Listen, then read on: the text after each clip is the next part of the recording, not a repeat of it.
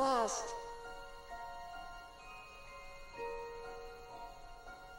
Hello YouTubers! Today is Monday, September 12th, and we are recapping Sunday, September 11th. My name is James. I'm Greg. And I'm Derek. And we're from the Gate of Life worship team, and this is your Gate of Life recap.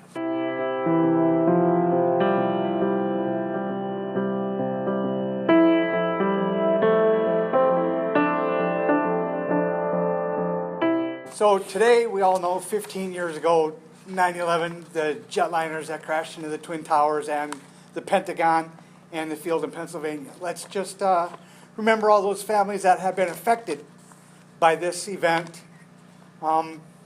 Say your prayers and hold them forever in your hearts. Today's first reading was from Exodus, talking about Moses and God telling Moses about all the people that he had brought out of Egypt, making images of other gods in the form of calves, golden calves, telling Moses that he was going to incinerate, to use a better term, all of his people for following these artificial gods, not following him as the one true God.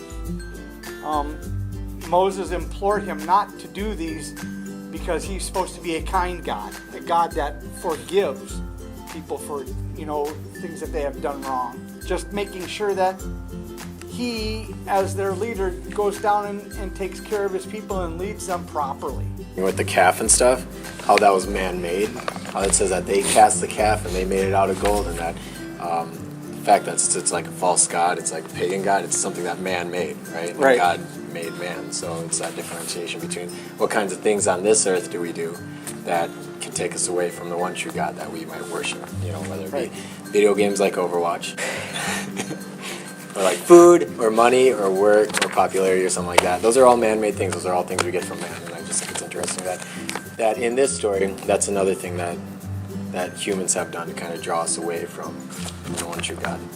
And the second reading of today was 1 Timothy chapter 1, verses 12 through 17. And it basically talked about how he's grateful to Jesus because when he was younger, he was a sinner, but he was forgiven totally because he was ignorant and didn't really know any better and just ungrateful for God and Jesus forgiving his sins and how that works out. And he realizes that Jesus came into the world to save sinners, and he's very, very grateful for the patience of Christ. Right, so the gospel today was from Luke, chapter 15, 1 through 10. And as we're talking about lost sheep, that God and Jesus returns to heaven, we hear the parable of that one lost sheep that disappears from a flock of 100, and how we will go out of our way to find that one lost sheep. You came back. Nobody gets left behind. Or that one thing that we're missing. And then when we find it, that we celebrate about it. Like, I don't know how many times I've lost something, like my keys. I lost my keys so many times, and I will search the whole house even though I have a spare set of keys. It's just, I want those keys. I want those keys because, those are lost. I don't know where they are, and that drives me crazy. It drives me crazy. And so when I find it,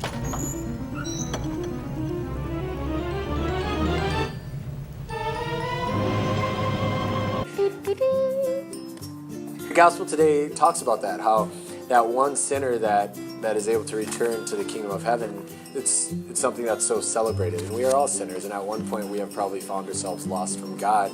And the gospel talks about how he will celebrate our return. He celebrates every single one of us, that he's able to welcome back to the kingdom of heaven. And I think that's really, really cool, that we have a Father that no matter what we do is always ready to celebrate our return. For the children's word, again, Pastor Wall brought up about finding the lost sheep. And he asked all the kids, have you ever lost things? And they kind of thought about it and shook their head, yeah. And then he had them get up and walk around looking for a lost sheep. The young man that found it, what did it say on it? And the young man said, the sheep says, Jesus loves me, even when we're lost. Come back to the flock. The sermon today, Pastor Wall told a story, and that was pretty much the length of his sermon, is discussing about this woman named Grace, who was the lonely woman of Blairstown Park. And he talks about how this woman was separated from her family because of a quarrel, and that quarrel involved losing her son and then finding out that she had a chance to bring him back home, and so she dropped everything to go find him. So the reason that the rest of her family in the town was kind of iffy about the whole situation was because her son lied to her because he became a bank robber, and he wanted to not have his mother be like disapproving of what he had done, so he lied and said that he had died. And he found friends to write letters and a really vague news report to back it up, so she totally believed him for years and years and years. Well, then it turns out that he is alive, and he sends her a letter from Colorado, so she has to get a plane ticket, and her current, like, she knows that they're a alive family, doesn't want to give her money because they're thinking, well, she doesn't travel, what does she need money for? Why does she suddenly want to go to Colorado? So she goes down there and she meets him in the prison, and it's a really, really tender moment when she sees her son. They both just come together and they profess their love for each other. And then she goes back and she's changed by this, but no one else is really interested because they're stuck on the solid fact that he's a crook. The children end up getting a restraining order against their mother because she just keeps trying to tell her kids that this man, my son, who is alive and was once dead, is coming and he is going to work here.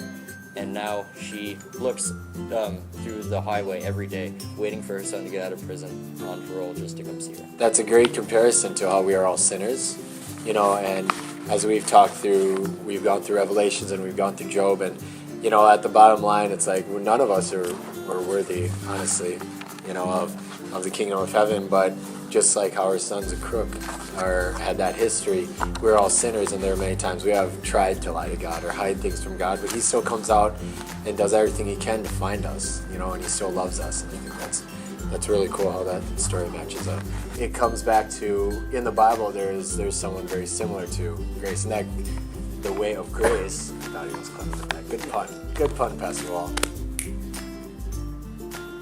God will do the same thing for us. When there's an opportunity or a chance for us to return that, he'll do anything to come and get us, to come and find us, even at some of our disapproval. Amazing grace, how sweet the sound.